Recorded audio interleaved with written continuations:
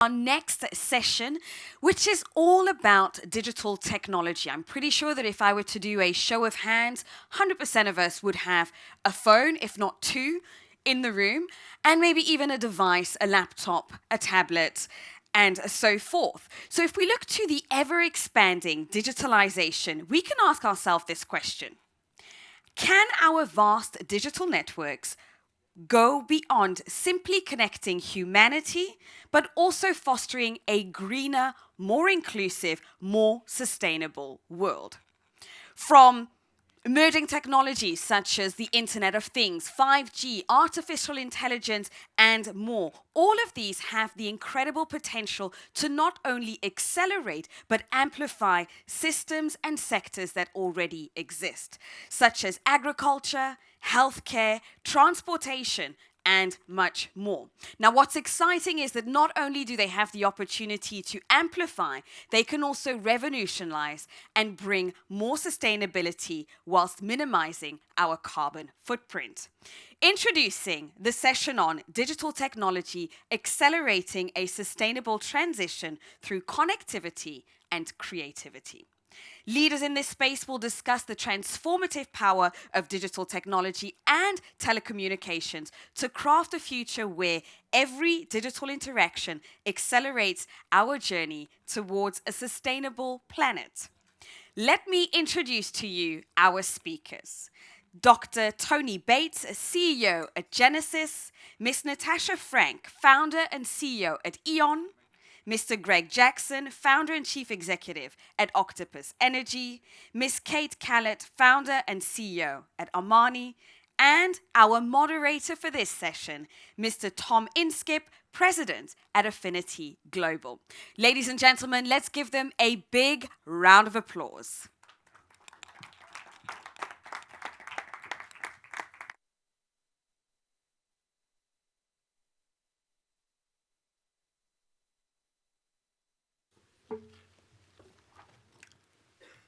Thank you. Thank you for joining this important and hopefully uplifting conversation.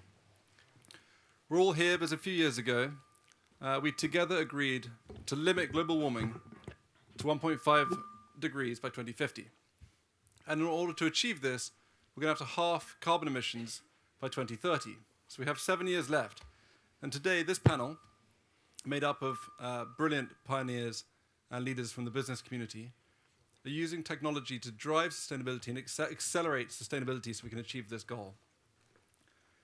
Amongst other things, we will discuss the decarbonizing of technology's own footprint, how tech can enable sustainability to feature in the business models and community customer offerings, and how we build confidence in technology, in AI, to prevent a lack of trust inhibiting its transitional impact. So, and of course, we all know technology drives growth. What I hope everyone leaves this conversation feeling is that technology drives sustainable growth for everyone, for future generations. It takes commitment, it takes action from us, from you. I'll introduce my panelists. On my left-hand side, Tony Bates is not doctor. Not doctor. Just wanted to clarify. We fixed the slide, but we couldn't fix the intro. So Tony Bates, chairman and CEO of Genesis. Genesis is one of the most respected SaaS companies in the world. If you're calling in or tapping in to your insurer, to your bank, to your service provider, to your utility provider, it's probably a 50-50 that Genesis will be orchestrating that customer experience, and increasingly from the cloud. And we'll hear more about the importance of that from Tony. Tony has described this topic, sustainability, as the most important conversation of our generation, and has recently agreed to chair the Sustainable Markets Initiative (TMT) task force. So thank you for that, Tony. Thank you. Natasha, to Tony's left. Natasha is the founder. She's dedicated her whole career to sustainability. Everything okay down there? Good. Excess liquidity. Natasha's dedicated her whole career to sustainability and founded a company called E.ON, which is in the business of digital IDs. Think of this as CRM for products. CRM for customers has been a big industry. CRM for your products is the future. A use case might be a QR code or a chip on an item of clothing, and gives you transparency as to it gives the clothing a voice. You know, where did it come from? Has it got a sustainable supply chain? How do you resell it? How do you recycle it? So, looking forward to hearing more from you, Natasha. Thank you. We have Greg. Greg is the founder and CEO of Octopus Energy. When I think of Octopus Energy, I think of three things: pink octopuses or octopi, offering new build homeowners in the UK free energy for 10 years, and being the first to build wind turbines that are actually welcomed by the local community. So, Greg, you are an incredible example of tackling an age-old problem with a new mindset. So thank you for joining this panel, and looking forward to hearing more about Octopus. And lastly, Kate. Kate is the CEO of Amini AI. Kate had an amazing career, starting at Intel, then ARM, then NVIDIA, and jumped off this stage last year and founded Amini on the back of a conversation she had at COP, which is all about satellite imagery, getting the data from satellite imagery and giving that data to the ground on the African continent and to insurers and other large multinational companies to reduce the costs for farmers and increase and drive sustainability in Africa. So congratulations. She's been named top 100 most influential people in AI by Time Magazine. She's already raised $6 million, most of which has come from Salesforce. So she's on a run. And thank you for joining the panel, Kate. Okay, so Tony, I'll start with you. First question is, how sustainable is the growing use of tech? Help us understand the impact. Yeah, I mean, I would say it's not sustainable unless we take serious action. I want to just share a couple of stats for the audience. And it's not really meant to scare anyone, but just to kind of give you a perspective of where we are. If you look at the world's digital data that's been produced, 90% of it has been produced in the last 24 months. 90%. We know when we look at energy consumption of data centers, just in the EU, by 2030, it could account for 3% of all of the energy consumption in Europe. So we definitely need to take action. We definitely need to be aware of this. As we've already talked about, we know this was the hottest year on record.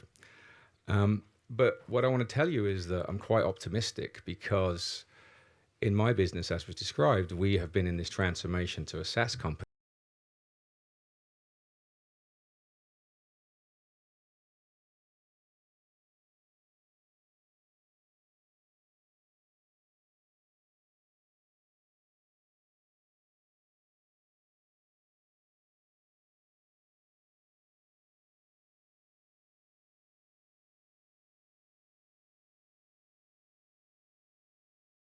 To 8 times less energy consumption.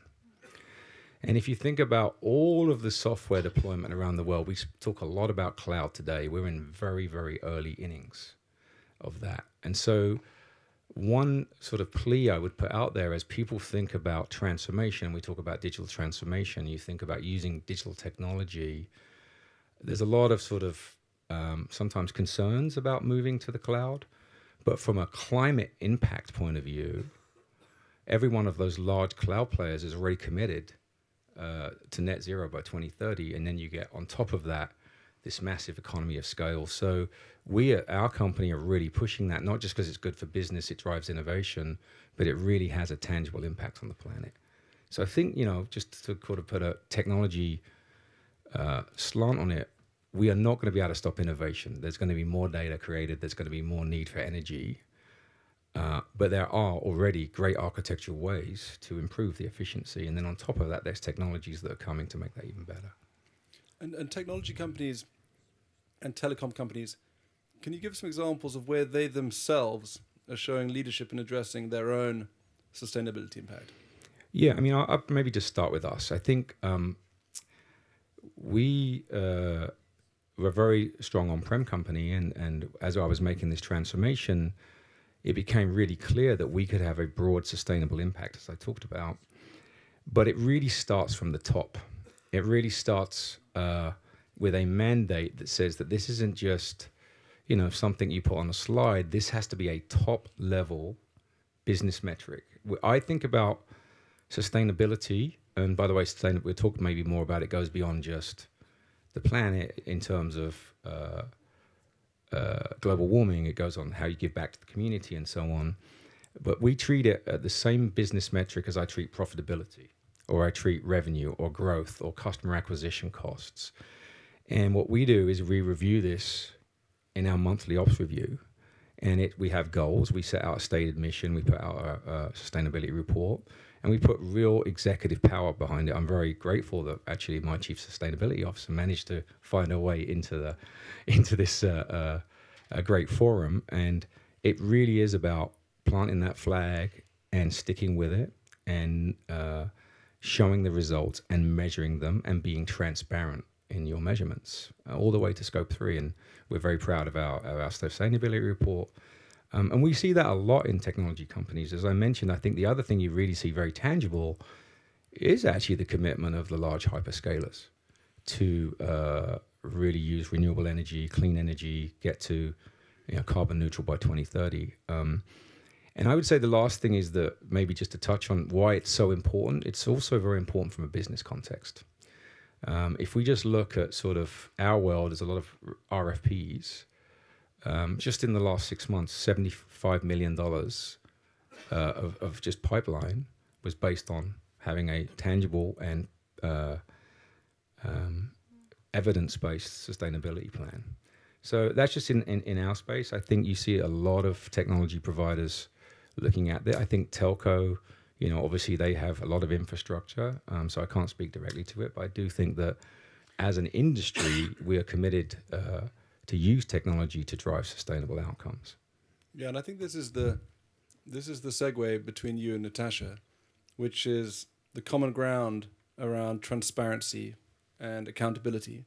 So before we move over to Natasha and get that from her, can you give us some concrete examples of how you measure sustainability objectives? I realize it's now one of your top KPIs, and Bridget's been a big part of that at Genesis, but give us some examples so that we could be inspired what other companies could do that probably aren't doing today in the same way Genesis might be. Well, I think first you have to create a plan. So we have a direct roadmap in terms of our footprint, in terms of our impact, and we measure it and report on it every year.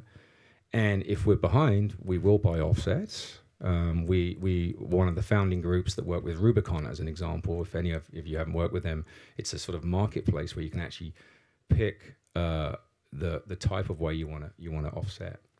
But we also take it all the way into the product. So the real thing is that you have to start designing it into your product. So the end goal for us would be that every single interaction we can measure that impact. And then eventually you can decide whether you do that through an offsetting program like the airlines do. You can do that for a give back program. And so it has to be in the product. It has to be in the management compensation. And so we do that. And you have to publish transparently and be open to it and be measured against it. And we were very lucky. We got to EcoVadis Gold last year. Like we're in the top 1% of software companies in the world. And so I think it's like a journey. But you have to measure, just like you measure other parts of your business, assess where you are, where do you want to double down, and so on. And so that's how we approach it. Really like a part of a full ops review, if that makes sense. Yeah, thank you.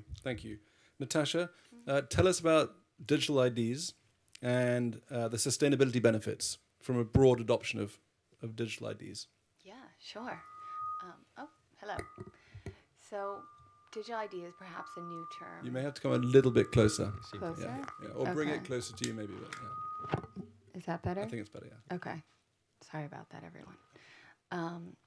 So basically, today there are trillions and trillions of products that we produce every single year, and brands will ID those products, with a barcode in the supply chain because they treat them as assets, right? And then they sell those products and, off they go, right? So we are moving into a world where soon every single product will have a unique ID, right, that will be embedded in that product. You could think of it manifesting as a QR code or an RFID tag, or a next generation barcode of any form, that allows that product to basically be ID'd, and stewarded through a circular life cycle. That is quite powerful for many different reasons. One, it brings full transparency into the life cycle of every product and material from origin, right, which will drive consumer behavior change.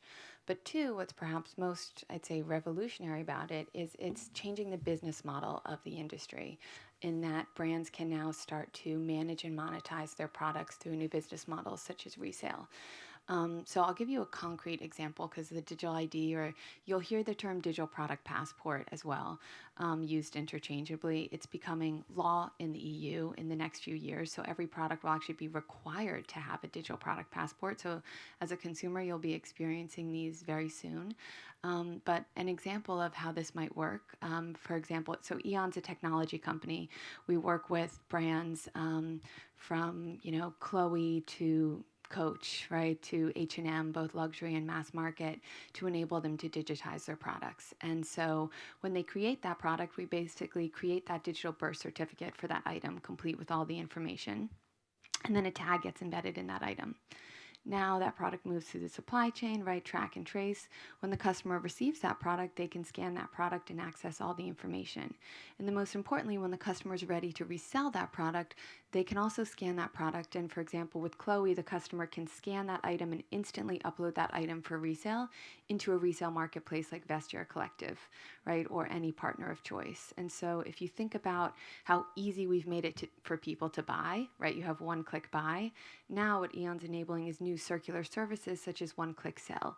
So the resale is becoming part of the user's journey, and ultimately it's enabling us to keep assets at highest and best use at all times, right? The digital twin, I'd say, is an incredible force for sustainability and asset utilization. You have, Airbnb is essentially a digital twin of our home that allows us to rent and utilize it.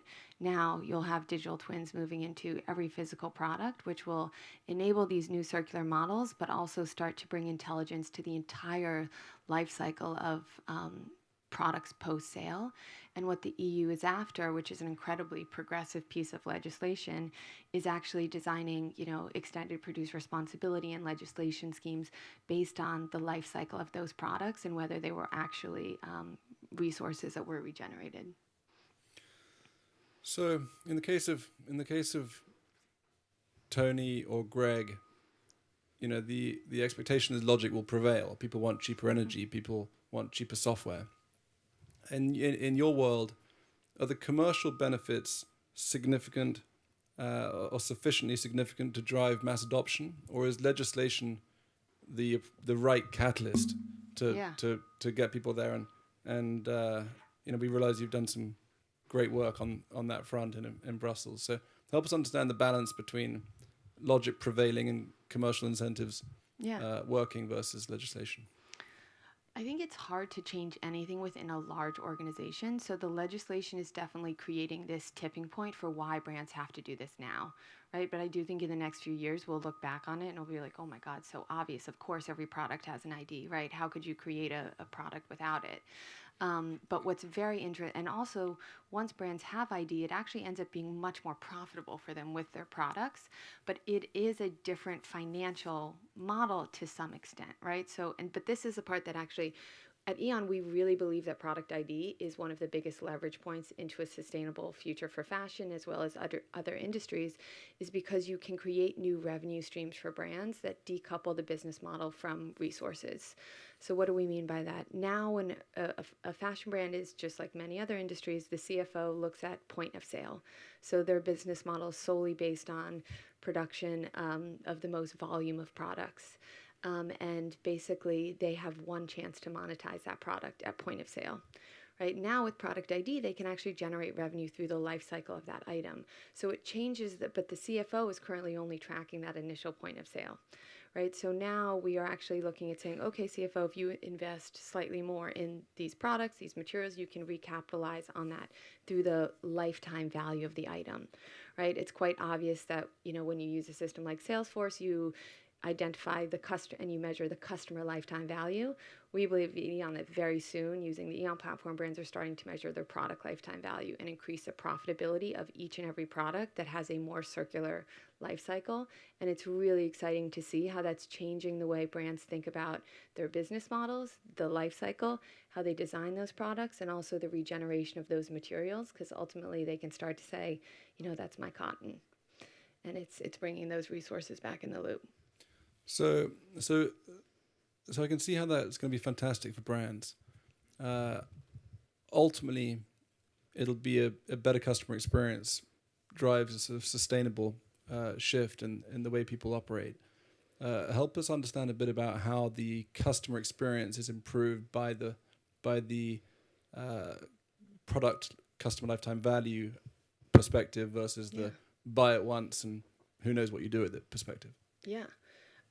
I'd say now as a customer, when you purchase a product, there's no, like when you buy a car, you of course have a VIN number, as our chat before, right? You know that that product has a unique ID, that there's a value, that, there's a second market for it. So it is changing the way customers also perceive an initial purchase by knowing there's this sort of extended value into that item. It's also for customers, there's no really transparency into the sustainability of products and materials, and users have customers who are interested have a really hard time understanding which products to buy, which are more sustainable. Now all that information is accessible.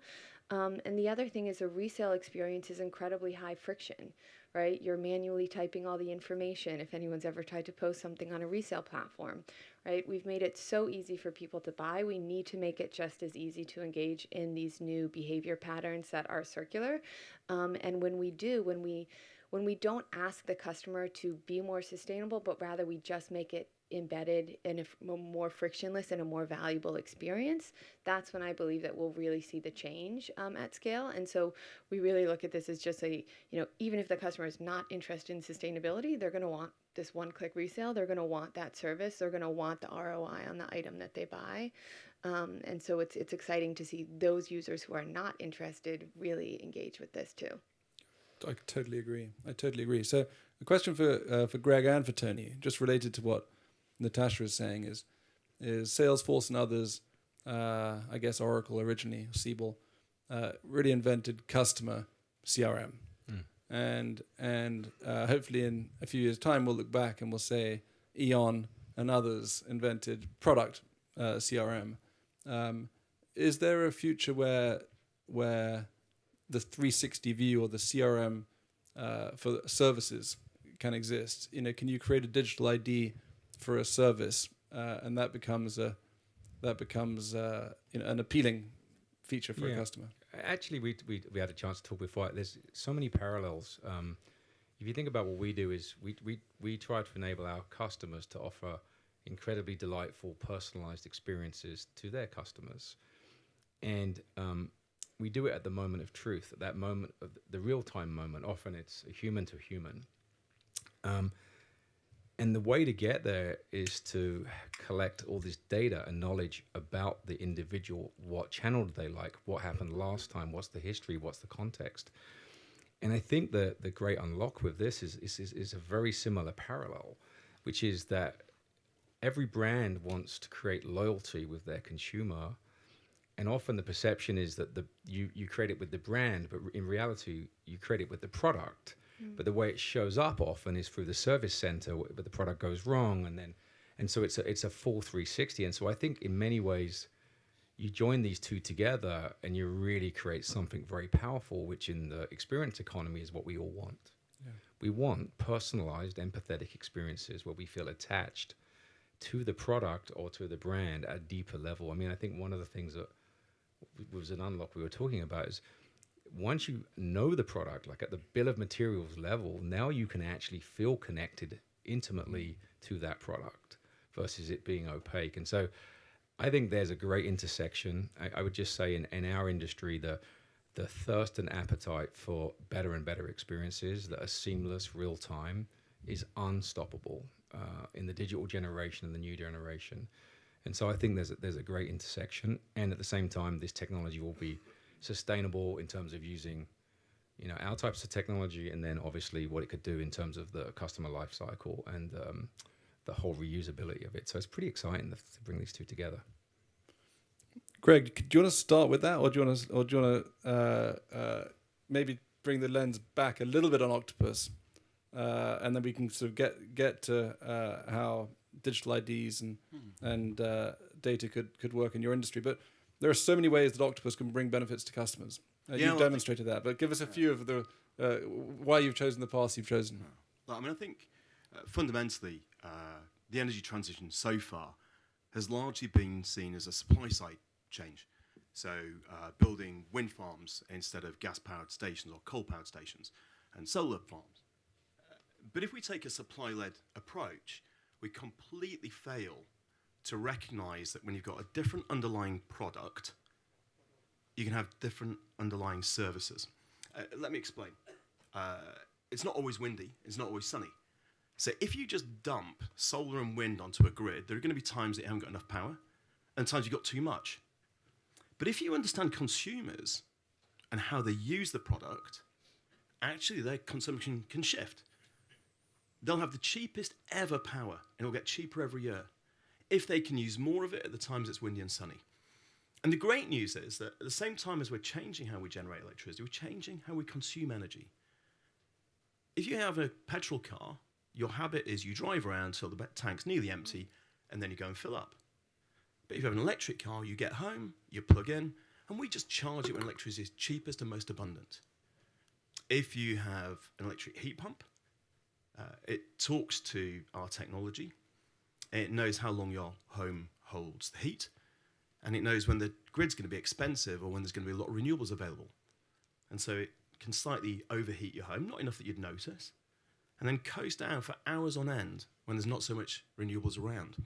Now, that kind of technology is absolutely critical if we're going to make the energy transition something that is good for citizens, something that's done for them, rather than something that's going to make their lives more expensive and more inconvenient. And it's unbelievably data-centric. So I think you mentioned earlier, this kind of the advent of CRM. But in energy, in most energy systems, the customer has been treated as the meter. So energy companies would know what's going on at the meter, but have really no idea what's going on in the home or how the energy is being used. And what that means is you're not thinking about what are the consumer outcomes. No one cares about how many kilowatts they're using, or most people don't even know what a kilowatt costs, probably within a factor of 10 or 100 or 1,000. What they want to be able to do is drive their car when they want to drive it, or heat their home to the temperature that's comfortable. And the technology can mediate between the commodity, the electrons, and the outcome for the consumer. And so you mentioned earlier zero bills homes. This is a phenomenal example of how truly understanding, with a lot of data, how we can make the energy transition good for people. So Octopus in the UK now licenses designs of homes. We speak to housing developers and we tell them how much solar panel, what size battery, what size heat pump, and what kind of hot water heater they need. And then we will license that home to never have an energy bill. And we'll underwrite it for 10 years. These houses are so much more attractive to buyers. So the energy transition's enabling house builders and social housing providers to provide better homes. And I talked about electric vehicles. Look, in energy, big data used to be a meter reading every month. Today, there's about 100,000 electric cars in the UK that Octopus gives a different charging schedule to every day. Every car is different, based on we use machine learning to kind of estimate when it's going to get home, get plugged in, how much battery it'll need. And then we match the requirement for electricity against what we expect to be going on with local weather forecasts. We literally forecast every solar panel, every wind turbine. And by bringing these together, I think we use 2.5 billion data items per day for those 100,000 vehicles. But the scale of this is incredible. A year ago, we did 80 megawatts. I know no one's not a megawatt, right? But it's now 800 megawatts. It's getting steeper. A big nuclear power station is 3,000 megawatts. So within a year, just electric cars, even while they're only 5 or 6% of the fleet, are going to be shifting more power than a nuclear power station. This is the world we're going into, and it only works with a phenomenal amount of data on how both energy is generated and how it's consumed. So if you were starting with a blank canvas in the UK, which of course we're not, we've got legacy systems, legacy architecture, legacy mindsets. If you're living on a street and you've got two houses, both got an EV, one is using one of your competitors, and one's using Octopus. What is the difference in cost by using data and technology to optimize these charging times versus just plugging it in? And so, I mean, the most straightforward comparison is using the technology I just described. We charge 7.5 pence per unit for electricity, and the normal price is 27. Consumers are getting it 4 times cheaper than usual. wow. But by the way, we've got other products that the price literally goes negative when there's too much wind and solar on the grid. Now today, take the UK as an example, and most developed economies got a similar pattern. About 40% of our electricity is renewable. And if today we're seeing negative prices, imagine what it's like when we get 100% renewable. You know, we're going to be able to, if people let us shift around the times they're using it, you know, the possibilities for a consumer-focused, beneficial energy transition are unbelievable. And by the way, electricity is only 20% of primary energy. So we've got to build 9 times more renewables.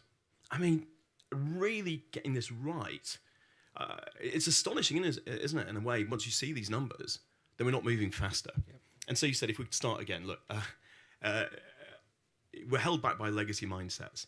We were told nobody would want to do this stuff, right? We were told consumers don't care who their energy company is, they just want to switch the lights on. Well, yesterday, 550,000 of our households, not in an automated way, they just got a message from us that said, hey, the grid's going to be tight tonight. We'll pay you 50 cents, $1 to use less electricity at those peak times. 550,000 households did it. It was the equivalent of turning off the entire energy consumption of 2 cities. It means we can just get rid of all of the coal standby. It costs 10 times less than coal to pay consumers, right? That's what we're doing today. And let me give you 2 other facts. Our net promoter score is 44 points higher than the nearest rival. And today we've become the biggest power company in the UK. Wow. Congratulations on that. Oh, thank you. Can I just come over the top? I think the great unlock is the theme here is you got to move from sort of classic business-centric approaches to consumer people-centric approaches. In our industry, just like you mentioned before, we sort of took a different approach. We never, all of the measurements were like the meter. They were actually the phone number or the queue they never treated the consumer as the consumer and personalized the experience. And what you're describing is the exact same thing. The reason I think it's not just technology, you have to change that mindset, I think.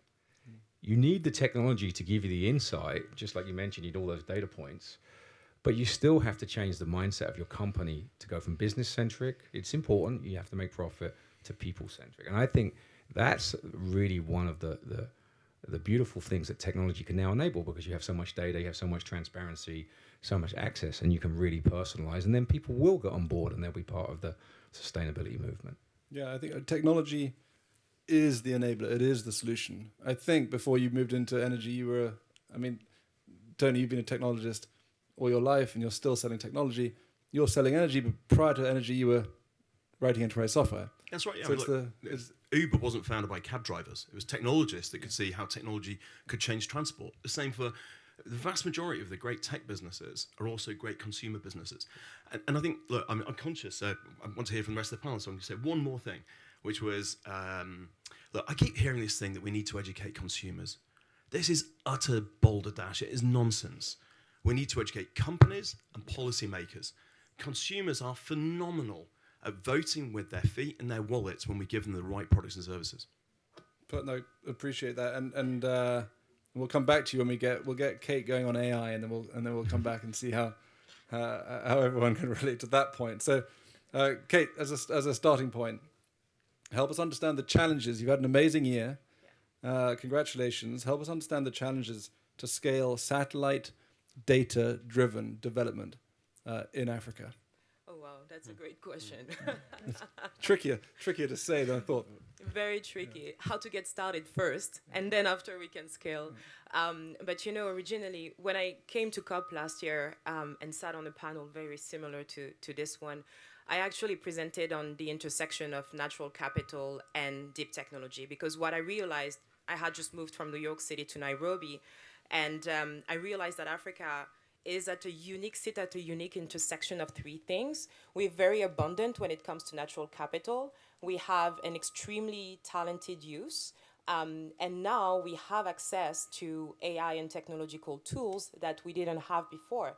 So that convergence of these three things made me think about what I call now the natural capital paradox. And it's how can you use those tools to actually innovate at the intersection of people and planet?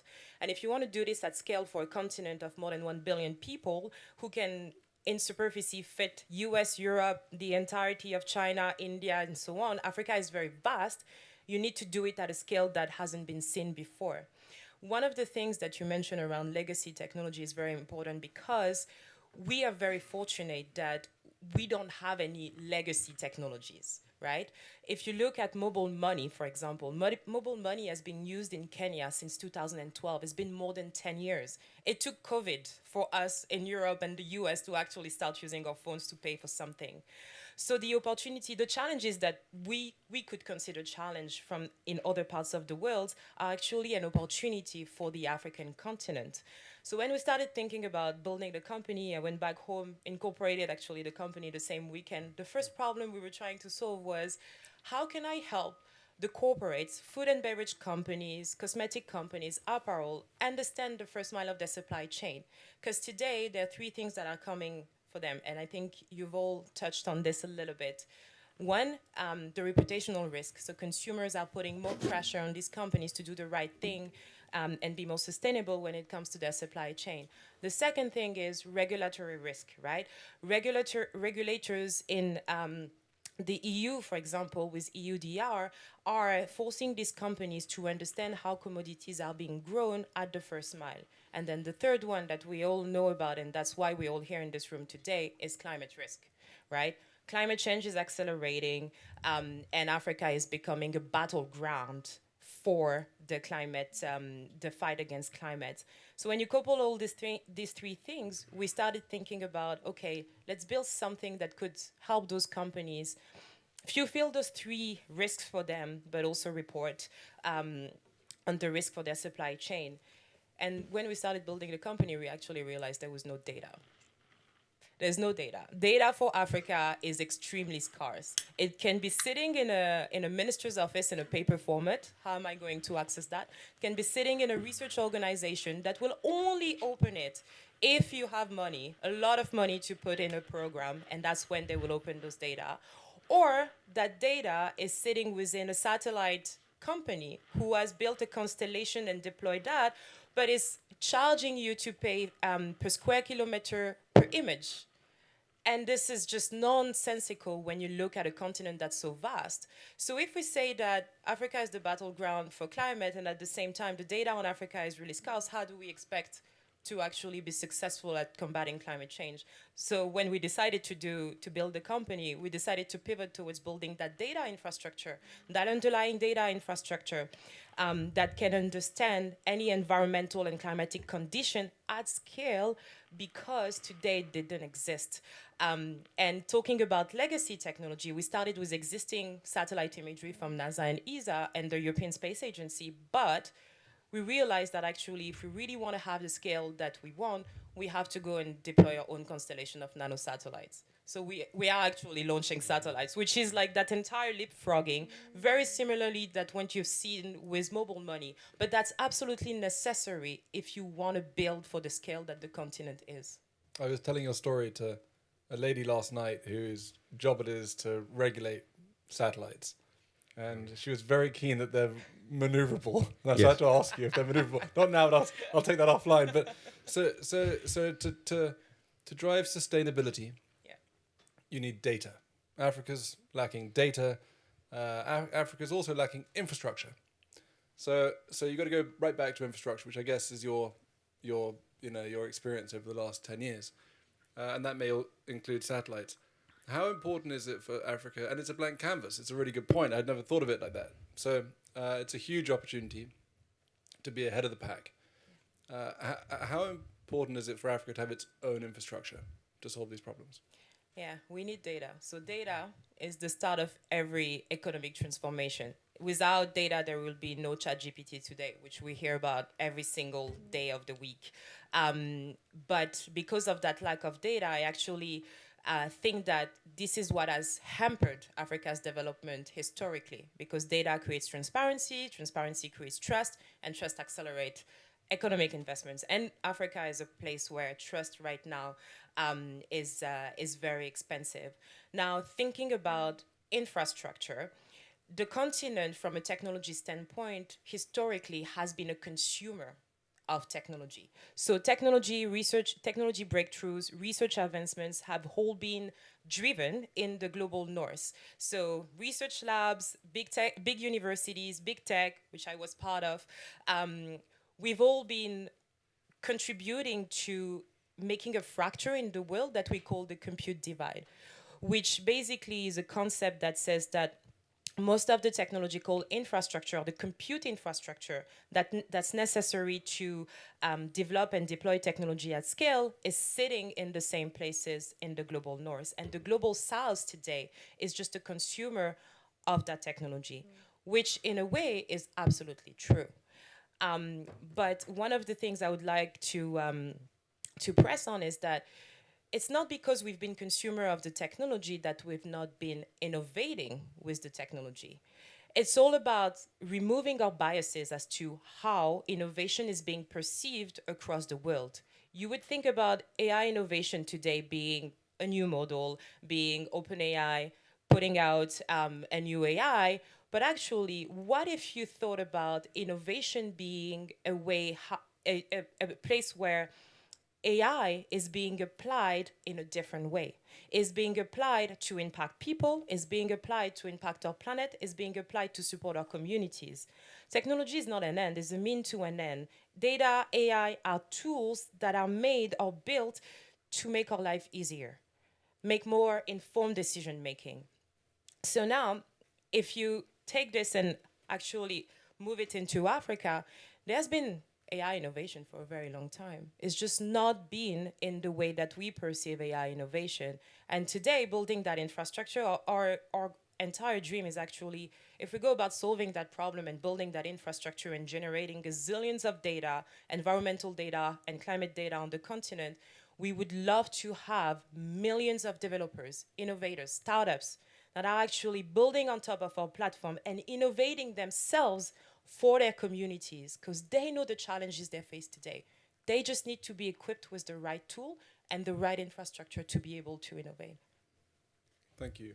Give us an idea of the hook that allows you to get your customers, be it large insurance companies, or and give us a sense of who they are. I know it's only been a year, but give us a sense of your progress.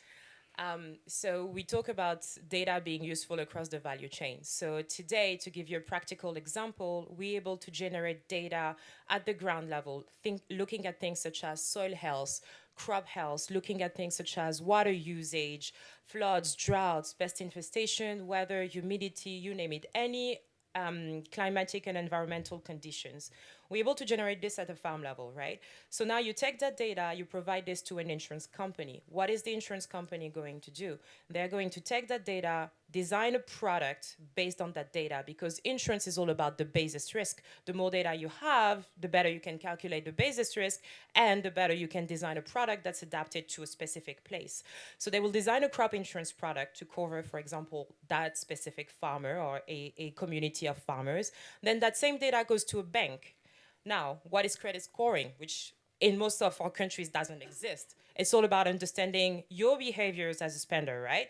But in the case of the farmers, you could look at their yields over the past 10 plus years and say, well, Mr. Martin, you're a farmer in Kenya. I know that you have been generating X number of yields every single season for the past 5 years. I feel confident about lending you money. So all of a sudden, that bank designed a microfinance product for these farmers.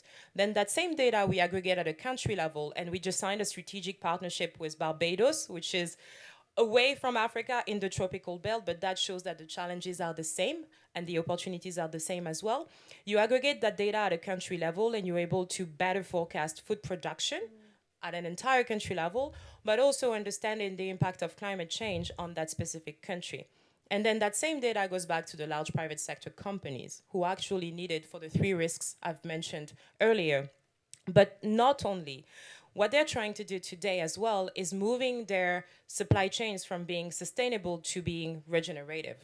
It's not enough anymore to have a label on your coffee bottle that says fair trade, this was cultivated sustainably and our supply chain is all clean and green. Actually, now you have to prove it. So proving it also provides an opportunity to move those practices to being regenerative. If a Nestle, for example, has access to the data for their entire cocoa farms, they can actually prove that their farmers are doing the right thing, and more than proving, they can incentivize their farmers for doing the right thing. And once you incentivize the farmers for doing the right things, the farmers are able to increase their income, better their economic conditions, but also improve their livelihoods, which becomes very important. But then the important thing is actually to close the loop. That same data has to go back to the farmers. Why? Because the farmers are the ones who need the data the most to make more, again, informed decision making. If a farmer knows that there will be extreme rainfalls over the next 2 weeks, they will use less water to water their crops and save more water, right? And what we've seen working with a couple of companies across the continent is that farmers are increasing their productivity by 80%. Just with access to SMS prompts that say, look, this is the weather forecast for the next 2 weeks, or be careful, your land is a bit dry, right? So the beauty of data and the flexibility of data goes beyond just the B2B side. It actually impacts the people themselves and help them be less vulnerable to the effect of climate change, but also strengthen their livelihoods and improve their communities. Well, in your answer, you were the first to mention ChatGPT. We got 30 minutes. We got 30 minutes in. But AI is at the core. All 4 of these businesses are exemplary, and they're driving us to a more sustainable world, a more efficient world. And AI is at the core of everything that you're doing. Yeah. So in the 9 minutes we have left, call it 8 minutes. We'll do 2 minutes each, and maybe we have some time for a question or two. Help the audience understand the importance of AI. Clearly, it's important, but do we have to fear it as well as allow it to thrive within your business? I'll come back to this end, Tony. Starting with you, just give us your perspective on how much you value it, how much you fear it, how important it is. I mean, AI is at the core of everything we do, and it's nothing new. This is another thing I think that people need to fully understand. There's a lot of noise around it right now. We've been doing conversational AI, predictive AI, and large generative AI for a number of years, all in the spirit of making either a more efficient outcome or a more personalized outcome. I would say if your company isn't using AI, you really should reconsider, because it is not only a great unlock to great experiences, but as was mentioned, it gives us all these outcomes. It's obviously not the AI itself; it's the data. We keep coming back to the data. So I think we shouldn't fear it, but we need to closely monitor it. I'll tell you what we do. We have an AI ethics position. We actually have within the company a senior leadership review. We take people's data and privacy incredibly seriously. It's in the core of what we do with our product. But I think that we have to embrace it, and we have to do it carefully, and we need to do it around use cases that actually add value and make sense. Does ethics for AI fall under the Chief Sustainability Officer? No, it falls under the CEO. Yeah. I just want to be clear, and it has to be at the same level. It's again in our world. It's core to our business. But I do think it's going to need some. I think the Biden's executive order is an important one. It needs to be discussed and it needs to be recognized. But I don't think we should fear it. We should embrace it, but use it in the right way. And by the way, I think that's been true of all technology transformations. Yeah, and it's nothing new. And great companies sustain and thrive because they care about people's information. They use it in the right way. Security, privacy, and resiliency is the top of everyone's list in business. So I think it's really important. Thank you. Natasha? Yeah, I was actually at a conference on this last week, and the speaker who was leading a session on humane use of AI was saying, show me the incentives and I'll show you the outcome.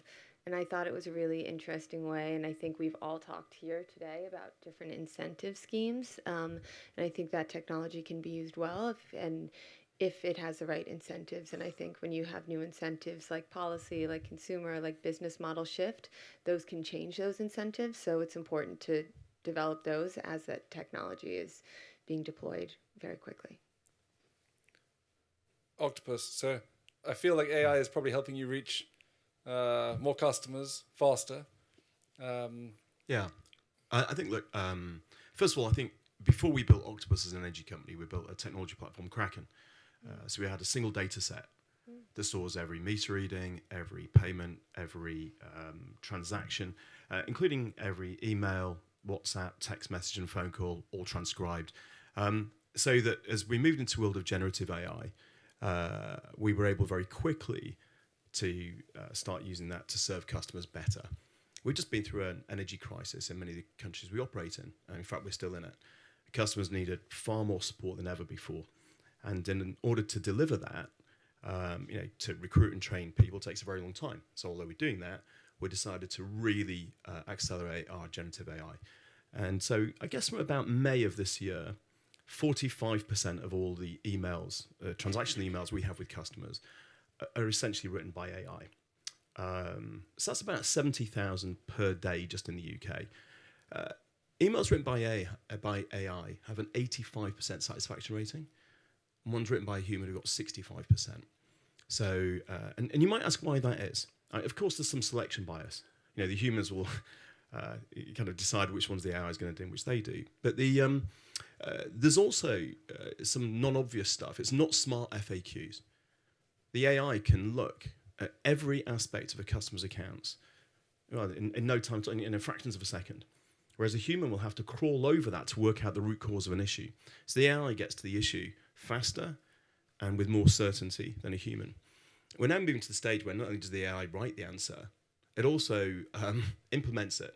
So if a customer emails in saying that my bills are too high, I think something wrong with my meter readings, the AI kind of says, hey, look, you're quite right, there is something wrong with your meter readings, here's what you need to do to fix it, and then goes and fixes it.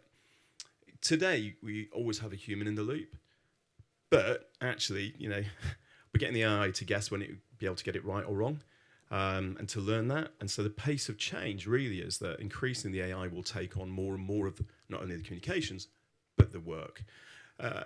Now, some people worry about job threat. I mean, currently it's doing the work of several hundred people just in the UK, just for Octopus, never mind our much wider client base. But the energy transition requires there is so much white space. 5% of homes have got an electric vehicle, 4% of homes have got a heat pump. Hardly anyone's got a solar and battery across all the markets we operate. And we're able to deploy human talent to provide really good service for the most vulnerable people, for those who need it most, but also to help people learn about all these new technologies we can bring them and to explore and to really grow that business fast. So we're seeing that actually by freeing humans up, our team love the AI. It reduces the amount of tedious typing and makes it much easier to see what's going on. But then they're focusing on growing the business into the areas we need it most. Thank you, Kate. Your business is not just Amity, it's Amity AI, and it's all about sustainability.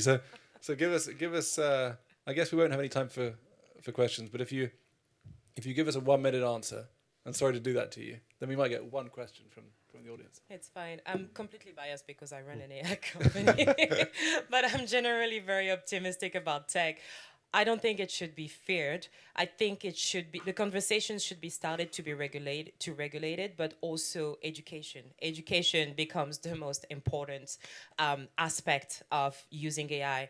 Our phones are actually the devices that uses the most AI today, and we're interacting with it, but it's completely invisible, right? We don't even realize. My mom uses AI, she doesn't know it. So for me, it has to be invisible, it has to be useful, it has to be invisible. The conversation needs to be triggered to be regulated, not copying the regulations that are coming out from the US, just like you can't copy paste the AI model across the world. You cannot copy paste regulations. It has to come from the place where innovation is driven, because it's driven differently in different places. Incredible and succinct. Thank you so much. Okay, so if we have one question in the audience, then there's a microphone that can go around. Anyone got a question for any of the panelists? Anthony, got a question? Can you hear me? Yep. The question follows on from the points around AI. How do you think you maintain a societal license for AI? You make a great case for why businesses can use it, but Joe Public, the media, portrays it as something very, very much darker. How do you maintain that social license and make it acceptable? Who would like to take that one? Go on, Kate. Go on, Kate. That's a great question, and I think what I said earlier about education becomes the most important point, right? I mean, again, AI is just a tool, and a tool put in the hands of the right people can do good. A tool put in the hands of the wrong people can do absolutely wrong. We all agree on that. It's just human nature.